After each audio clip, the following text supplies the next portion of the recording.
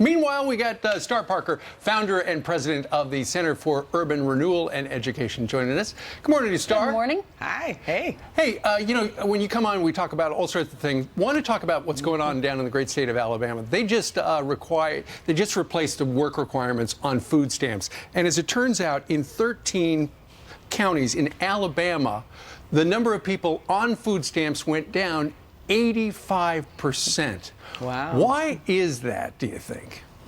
Because red laws work. This is one of the differences between red states and blue states. When you have people in leadership that believe and are confident that people can be responsible with their choices, they make laws that then they encourage them to be responsible. So when the work requirement came that said in order for you to continue to get food stamps, if you are an able-bodied person with no dependents, you should go to work. And they did, because they changed the law to say you must. Do you think there were a number of people who were trying to scam the system?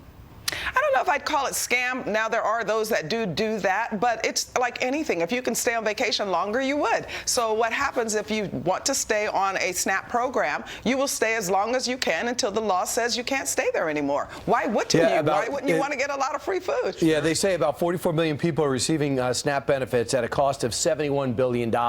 Yeah. So it's significant. Well, it's really large. It has grown significantly. Keep in mind that was about $18 billion in the year 2000. So if you put it in perspective, this has grown tremendously because now 60% of Americans get more from government than they put in because government has been generous. That's one of the reasons we have new leadership in this country, including here in Washington, D.C., so that we can change policy so that people can recover their lives. Star, we wanted to get your opinion since you're an expert. I know the Center for Urban Renewal and Education, I know you try to find solutions to fight poverty with your organization. So when Amazon Prime came out and said they're going to offer a discount to people that are on food stamps, is that helpful or is it hurtful?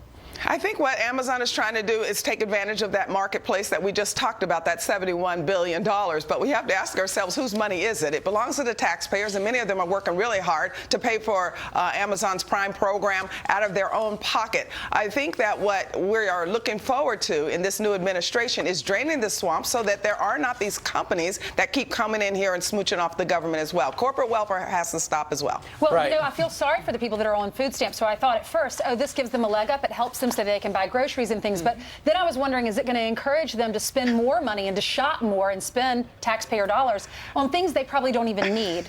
Well, the first question you have to ask yourself is, okay, Amazon is online, so how do they go online? They must have a computer and or a way to go online. So why are they on food stamps? Yeah. Right.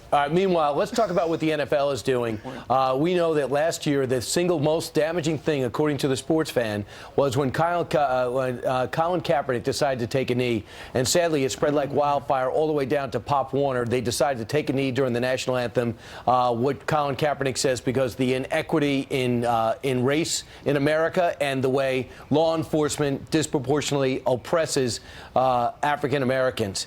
When he did that, it not only made him unattractive to other teams because he's such a huge distraction, it got the attention of Black Lives Matter, who say this is a league that's pro-Trump, and because most of the owners are pro-Trump, I'm going to boycott, and I want you to boycott. In fact, here's the quote. I won't be watching the NFL this year. I can, in good conscience, support this league with many of its pro-Trump owners as it blacklists my friend and brother Colin Kaepernick for taking a silent, peaceful stance against injustice and police brutality in America. Your reaction?